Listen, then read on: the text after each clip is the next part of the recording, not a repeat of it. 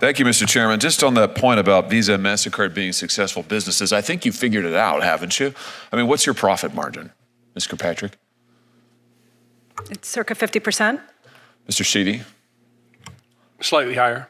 It's higher than 50% profit margin? Slightly higher than MasterCard, yes. Yeah, that's incredible. 50% profit margin. I mean, that's absolutely unbelievable. What's the answer to the Walmart question, by the way, that Senator Welch posed to you? What's Walmart's interchange fee that you negotiate with them? I don't have it with me today. You don't have any idea whatsoever? Is it higher or lower than 2.5%? Walmart negotiates their rates based on the business that they do with us. Meaning they're big, they're really big, they're gigantic, so they get a better deal than Mr. Callahan or most small businesses in Missouri. Is that what you're telling me? Yeah, Senator, we have volume discounts that we offer to some merchants. I suspect Walmart is one of them. And you know, I don't believe that it's commercially unreasonable to get an arrangement where in exchange for more volume, a merchant can qualify for lower rates? Well, I'm sure it's not commercially unreasonable for Walmart, or certainly it's in their financial interest and in yours, but I doubt it's in Mr. Callahan's financial interest. And my question to you, Mr. Callahan, is when you've got Walmart and other major competitors getting charged much less than you are, why in the world would you stick with these guys? I mean, why is it that small businesses continue to use Visa and MasterCard when you're getting charged so much more?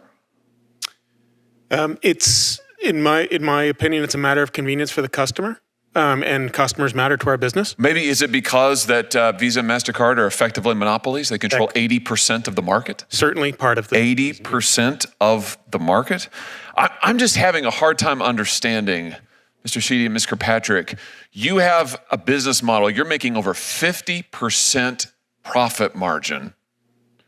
You are able to give the shaft to small businesses.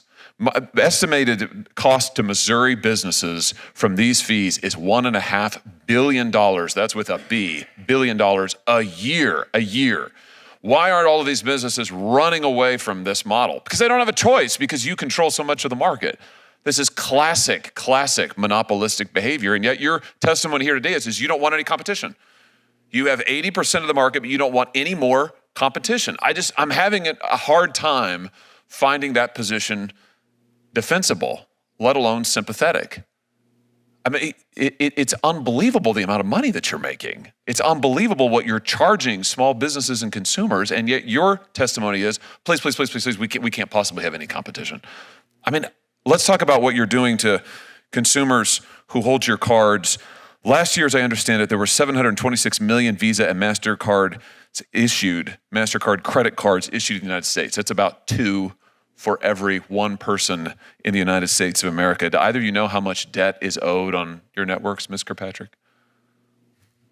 We're not the bank, so we don't have visibility into that information. We also don't generate revenue from interchange. Oh, okay, you have no idea. Mr. Sheedy, do you know? I don't know. Well, let me help you out. Let's have a look. It's $1.17 trillion. $1.17 trillion is what consumers now owe on your credit card networks. Do either of you know what the average interest rate is on your networks? Ms. Kirkpatrick? Oh, Senator, we're not the bank. We don't set the interchange. I know, we don't set the rates. Benefit from it, and you know. Do you know what it is? This is your business model. We don't collect revenue from interest rates. Do you know? I don't, Senator. I mean, do either of you read the newspaper? Forbes magazine just estimated last week that the average credit card APR in your networks is 28.75%. Average. 29%, let's call it. 29%. It's nearly doubled in the last 4 years. That is astounding, absolutely astounding. And you just testified a second ago that you've got more than 50% profit margin, and yet your testimony here today is you can't possibly survive if there's any competition. How can that be true? How can that be true? You've got debt like we've never seen before in American history. Your profit margins are as higher than they've ever been. You have 80% of the relevant market in the credit card interchange fees that we're talking about, and yet you couldn't survive if there's any competition? What am I missing?